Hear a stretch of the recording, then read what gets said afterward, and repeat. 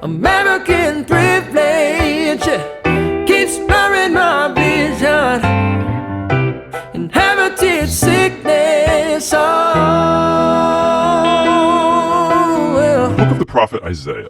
Isaiah lived in Jerusalem in the latter half of Israel's kingdom period, and he spoke on God's behalf to the leaders of Jerusalem and Judah. He spoke first of all a message of God's judgment. He warned Israel's corrupt leaders that their rebellion against their covenant with God would come at a cost, that God was going to use the great empires of Assyria and after them Babylon to judge Jerusalem if they persisted in idolatry and oppression of the poor.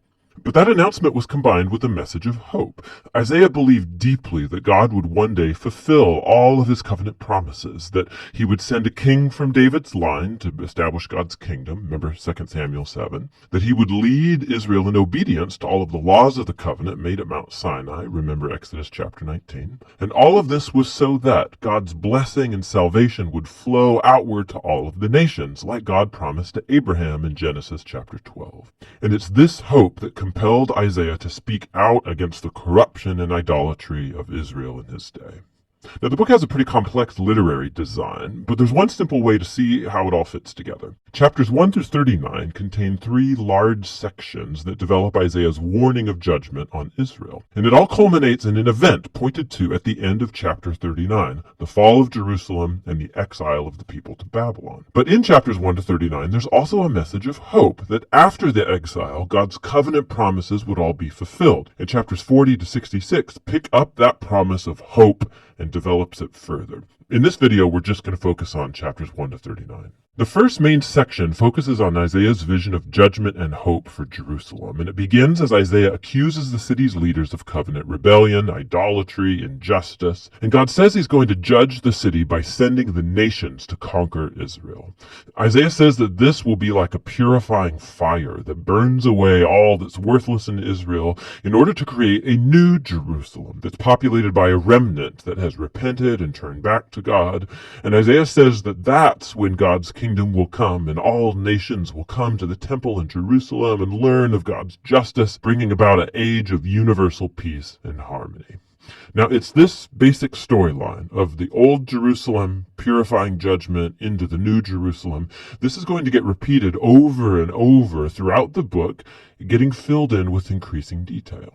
So, at the center of this section is Isaiah's grand vision of God sitting on his throne in the temple. And he's surrounded by these heavenly creatures that are shouting that God is holy, holy, holy. And Isaiah suddenly realizes just how corrupt he and his people Israel are. And he's certain that he's going to be destroyed by God's holiness, but he's not. God's holiness, in the form of this burning coal, comes and burns him, but not to destroy. Rather, it purifies him from his sin. And as Isaiah ponders the strange experience, God commissions him with a very difficult task. He is to keep announcing this coming judgment, but because Israel has reached a point of no return, his warnings are going to have a paradoxical effect of hardening the people. But Isaiah is to trust God's plan. Israel is going to be chopped down like a tree and left like a stump in a field. And that stump will itself be scorched and burned. But after all of that burning, God says that this smoldering stump is a holy seed that will survive into the future. It's a small sign of hope, but who or what is that holy seed? The rest of this section offers an answer. Isaiah confronts Ahaz, a descendant of David and a king of Jerusalem, and he announces his downfall.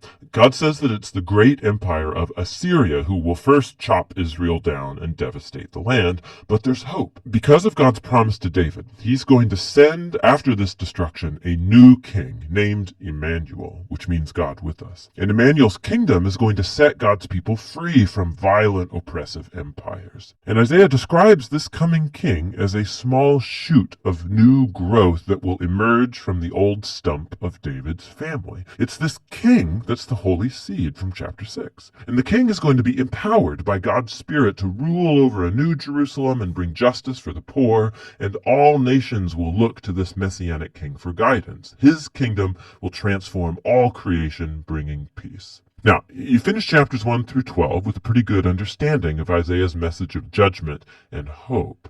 But when will this all happen?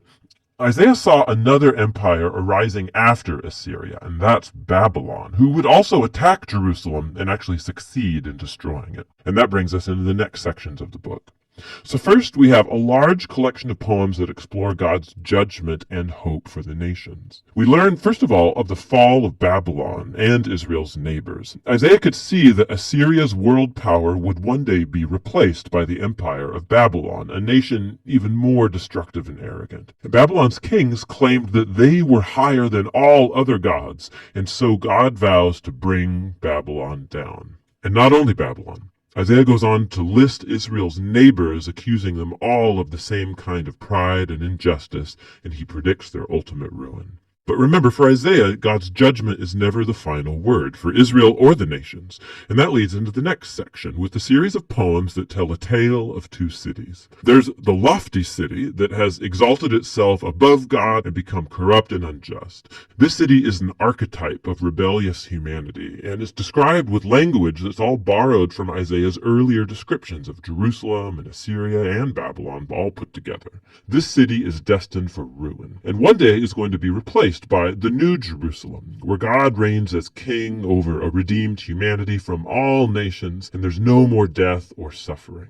These chapters are the climax to this section, and it shows how Isaiah's message pointed far beyond his own day. It was a message for all who are waiting for God to bring his justice on violent, oppressive kingdoms and bring his kingdom of justice and peace and healing love. The following section returns the focus to the rise and fall of Jerusalem. And first we find a whole bunch of poems where Isaiah accuses Jerusalem's leaders for turning to Egypt for military protection against Assyria. He knows this will backfire, and Isaiah says that only trust in their God and repentance can save Israel now, which gets illustrated by the following story about the rise of Hezekiah, king of Jerusalem. Just as Isaiah predicted, the Assyrian armies come and try to attack the city, and so Hezekiah humbles himself before God, and he prays for divine deliverance, and the city is miraculously saved overnight. But Hezekiah's rise is immediately followed by his fall. So he hosts a delegation from Babylon, and he tries to impress them by showing everything in Jerusalem's treasury and temple and palaces. It's clearly an effort to make another political alliance for protection. Isaiah hears about this, and he confronts Hezekiah for his foolishness. He predicts that this ally will one day betray him and return as an enemy to conquer Jerusalem. And we know from 2 Kings chapters 24 and 25 that Isaiah was right. Over 100 years later, Babylon would turn on Jerusalem, come and destroy the city, its temple, and carry the Israelites away to exile in Babylon. And so all of Isaiah's warnings of divine judgment in chapters 1 to 39 lead up to this moment. He's shown to be a true prophet because it all came to pass like he said. But remember, the purpose of God's judgment was to purify Jerusalem and bring the holy seed and messianic kingdom over all nations. And it's that hope that gets explored in the next part of the book. But for now, that's what Isaiah chapters 1 to 39 are all about.